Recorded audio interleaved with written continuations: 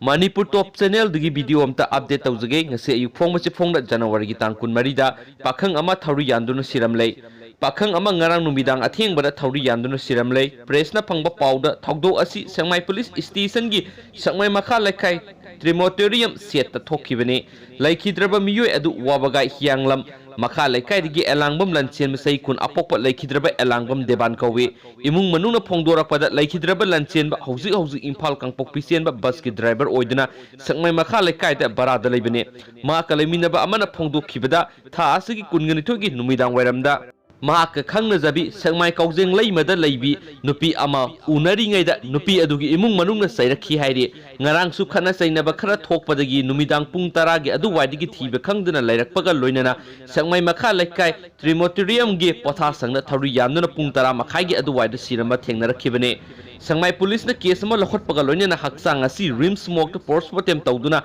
aroiba mathau mangam pangthoknaba imung manungda sinnakra hainasu pawsina makha tana phungdorakli. Thank you.